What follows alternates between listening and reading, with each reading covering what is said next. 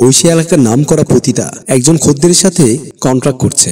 দুজনের মধ্যে একজন পতিতার দালাল, আরেকজন খদ্দের। ঐশী দেখতে খুব সুন্দর, যদিও বয়স হয়েছে, কিন্তু তার ফিগার দেখলে বোঝাই যায় না যে তার বয়স হয়েছে। তার চোখের ইশারায় সহজে পুরুষ মানুষের মন কেড়ে নিতে পারে, তাই তার খদ্দেরের অভাব নেই এবং তার আবার ডিমান্ডও বেশি। একই এলাকার মসজিদের ইমাম সাহেব মৌলানা কাসিম চুপি চুপি যেখানে ঐশী থাকে সেখানে গিয়ে একটু দূরে দাঁড়িয়ে থাকে। দাঁড়িয়ে থেকে ঐশীদের কথা শুনছে। হঠাৎ ঐশীর দালাল শফিকের চোখ পড়ল হুজুরের দিকে। হুজুর ইশারা করে শফিকে ডাক দিল। শফি ঐশীকে বলল, তুমি লোকটাকে নিয়ে ভেতরে যাও, আমি একটু আসি। বলেই শফি হুজুরের দিকে চলে গেল। ঐশী তার খদ্দেরকে নিয়ে ভেতরে চলে গেল। শফি ইমাম সাহেবের কাছে গিয়ে সালাম দিয়ে বলল, হুজুর, হঠাৎ আপনি এখানে? হুজুর বলল, আমি কি আসতে পারি না এখানে? শফি বলল, আপনি হুজুর, এটা একটা খারাপ জায়গা, এখানে ভালো মানুষ কেউ আসে না, এটা একটা পতিতালয়, তার জন্যই বলছিলাম। হুজুর বলল, ঐশী নামের মেয়েটির সাথে আমি কি এক রাতের জন্য কন্ট্রাক্ট করতে পারবো? হুজুরের কথা শুনে শফি হুজুরের মুখের দিকে হা করে তাকিয়ে আছে। হুজুর বলল, কি ব্যাপার, অমন করে আমার দিকে তাকিয়ে আছো কেন? শফি বলল, হুজুর, আপনি কি আমার সাথে ইয়ার্কি করছেন? হুজুর বলল, না, আমি কোনো ইয়ার্কি করছি না, যা বলছি সত্যি বলছি। শফি বলল, হুজুর, আপনি যদি সত্যি বলেন তাহলে আমি কন্ট্রাক্ট করে দিতে পারি। হুজুর বলল, আমাকে পুরো এক রাত সময় দিতে হবে, টাকা যা নেই আমি দেব। আরেকটা কথা হলো, ওই মেয়েকে আমার বাসায় যেতে হবে। শফি বলল, ঠিক আছে হুজুর, আপনি চলে যান, আমি আপনার বাসায় পাঠিয়ে দেব। হুজুর বলল, ঠিক আছে, তাহলে আমি গেলাম। বলেই হুজুর চলে গেল। শফি ঐশীর দিকে চলে গেল। ঐশী তার খদ্দেরের কাছ থেকে টাকা নিয়ে বিদায় করে দিচ্ছে। ঠিক এমন সময় শফি ঐশীর কাছে গিয়ে বলল, শোনো, একজন হুজুরের সাথে তোমার কন্ট্রাক্ট করলাম। ঐশী বলল, কি হুজুরের সাথে? মানে আমি মনে করতাম আমার জন্য শুধু যুবকরা পাগল, এখন তো দেখি হুজুর পর্যন্ত পাগল হয়ে গেছে। শফি বলল, পুরো এক রাত তুমি হুজুরের সাথে থাকবে। ঐশী বলল, এক রাতের জন্য যদি টাকা দেয় তাহলে এক রাত থাকবো, সমস্যা কি? শফি বলল, তাহলে আগামীকাল তোমাকে আমি হুজুরের বাসায় দিয়ে আসবো। ঐশী বলল, ঠিক আছে। হুজুর এশার নামাজ শেষ করে ঘন্টা দুয়েক পর বাসায় গিয়ে ঐশীর অপেক্ষায় বসে আছে। শফি ঐশীকে নিয়ে হুজুরের বাসায় ঢুকে হুজুরকে সালাম দিয়ে বলল, হুজুর, আমি ঐশীকে আপনার কাছে দিতে আসলাম, আপনার যা মন চায় তাই করেন, আমি গেলাম।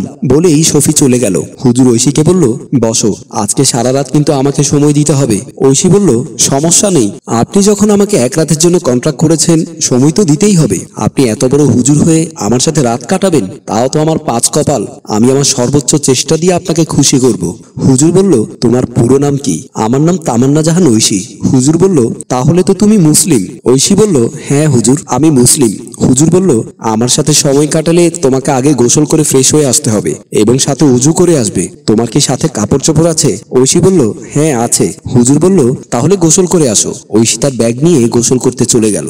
ওয়াশরুমে ঢোকার সময় হুজুরের পাশের বাড়ি জামেলা ভাবি জানালা দিয়ে দেখলো ঐশীকে। দেখে অবাক হয়ে গেল। জামিলা মনে মনে বলছে, আল্লাহ, আমি এ কি দেখছি? হুজুরের ঘরে এই অচিন মেয়ে আসলো কোত্থেকে? হুজুর এত খারাপ? জামিলা গিয়ে তার স্বামী মাবুদকে বলল, এই শুনছো, কাসেম হুজুরের বাসায় কোনো একটা মেয়ে। মাবুদ বলল, কি বলো? হুজুর তো ব্যাচেলর থাকে, মেয়ে আসবে কোত্থেকে? জামিলা বলল, আরে আমি নিজের চোখেই দেখেছি ওই মহিলাটাকে, তোমার বিশ্বাস না হলে আমার সাথে এসে দেখো। বলেই মাবুদকে নিয়ে গেল। জানালার পাশে গিয়ে দেখে কেউ নেই। মাবুদ বলল, কই, তোমরা মেয়েরা এইরকম, কিসের ছায়া একটা দেখেছো হয়তো, আর বলছো মেয়ে দেখেছো। জামিলা বলল, আল্লাহ, তুমি বিশ্বাস করো, আমি এক বিন্দু পরিমাণও মিথ্যে বলছি না, আমি শপথ করে বলতে পারি। তুমি না হয় হুজুরের বাসায় গিয়ে দেখো। মাবুদ জামিলার কথা শুনে বলল, আচ্ছা ঠিক আছে, আমি সাইদকে নিয়ে যাব। বলেই মাবুদ বের হয়ে গেল। মাবুদ সাইদের বাড়িতে গিয়ে দরজায় টোকা দিতে লাগলো। সাইদ বের হয়ে বলল, কিরে মাবুদ ভাই, এত রাতে দরজায় টোকা দিচ্ছ কেন? কোনো সমস্যা হয়েছে নাকি? মাবুদ বলল, সমস্যা আমাদের নয়, সমস্যা পুরো সমাজের। সাইদ বলল, কি হয়েছে খুলে বলেন। মাবুদ বলল, আমাদের ইমামের ঘরে মেয়ে আসলো কোত্থেকে? আমাদের না হয় ধর্মের জ্ঞান নেই, কিন্তু হুজুর কিভাবে একটা মেয়েকে বাসায় নিয়ে আকাম করে তা দেখতে হবে না? সাইদ বলল, ঠিক আছে চলো। বলেই দুজনে চলে গেল। অপরদিকে ঐশী গোসল করে এসে হুজুরের সামনে গিয়ে বসলো। হুজুর বলল, তোমাকে আমি আজকের রাতের পেমেন্ট দেব, আর আমি যাই বলি তাই করতে হবে। ঐশী বলল, অবশ্যই, আপনি যা বলেন তাই করব। হুজুর বলল, তুমি যাই নামাজ বিছিয়ে 2 রাকাত নফল নামাজ পড়ো। নামাজ পড়া শেষ হলে চোখ বন্ধ করে থাকবে, যতক্ষণ না আমি তোমাকে চোখ খুলতে বলবো ততক্ষণ চোখ খুলতে পারবে না। ঐশী হুজুরের কথা মতো জাই নামাজে বসে গেল। হুজুর আরেকটা জায়নামাজ বিছিয়ে নামাজে দাঁড়িয়ে গেল। ঐশীও নামাজ পড়ছে, হুজুরও পড়ছে।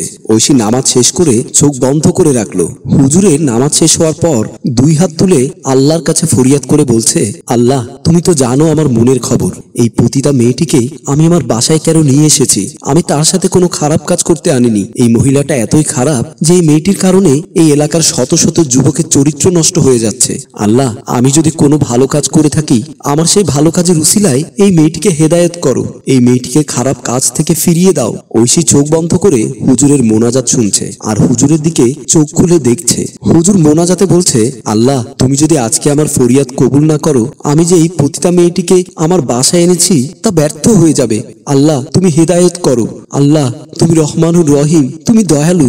আমি তো তোমার কাছে ধন সম্পদ টাকা পয়সা কিচ্ছু চাইনি, তোমার একটা খারাপ বন্দীকে ভালো করার জন্য তোমার কাছে ফরিয়াদ করছি। হুজুরের দোয়া শুনে ঐশীর চোখ দিয়ে পানি বেয়ে বেয়ে পড়ছে। ঐশী এক পর্যায়ে হুজুরের পায়ে পড়ে গেল, কান্না করতে করতে বলল, হুজুর আমি আর জীবনে টাকার বিনিময়ে খারাপ কাজ করব না, আজকে থেকে ভালো হয়ে যাব। হুজুর আমার জীবনে আমি আপনার মতো এমন মানুষ আর দেখিনি, আপনি আমাকে ক্ষমা করে দিন। হুজুর বলল, আল্লাহর কাছে লাখ শুকরিয়া, আল্লাহ আমার দোয়া কবুল করেছে এবং তোমাকে দিনের পথে ফিরিয়ে দিয়েছে। আমি তোমাকে তওবা পড়িয়ে দেব। এমন সময় সাইদ আর মাবুদ হুজুরের কাছে গিয়ে বলল, হুজুর আমাদেরকেও আপনি ক্ষমা করে দিন, আমরা আপনাকে ভুল বুঝেছিলাম। আমরা মনে করেছিলাম আপনি আপনার বাসায় মেয়ে এনে খারাপ কিছু করেন, তাই আপনাকে শাসাতে এসেছিলাম। হুজুর বলল, বুঝেছি, আপনারা শয়তানের ধোকায় পড়েছিলেন। এসছেন যখন আপনাদেরকে একটা কথা বলি, কোনো ভালো ছেলে পেলে আমার এই বোনটাকে বিয়ে দেব, তার জন্য যা খরচ হয় সব আমি দেব। সাইদ বলল, হুজুর কিছু মনে না করলে একটা কথা বলি। হুজুর বলল, জি বলুন। সাইদ বিনয় করে বলল, হুজুর আমি আপনার বোনকে বিয়ে করতে চাই। খুশি হয়ে বলল, আলহামদুলিল্লাহ, আমি খুব শীঘ্রই আপনাদের বিয়ের আয়োজন করব। সবাই খুশি। সম্মানিত ভিউয়ার্স, আমি ইদ্রিস বর্তমান সমাজে ঘটে যাওয়া বাস্তব চিত্র আপনাদের সামনে তুলে ধরার চেষ্টা করি। গল্পটি ভালো লাগলে লাইক কমেন্ট শেয়ার করে চারিদিকে ছড়িয়ে দিন। গল্পটি সম্পাদনায় রোমান এবং হানিফ। ধন্যবাদ।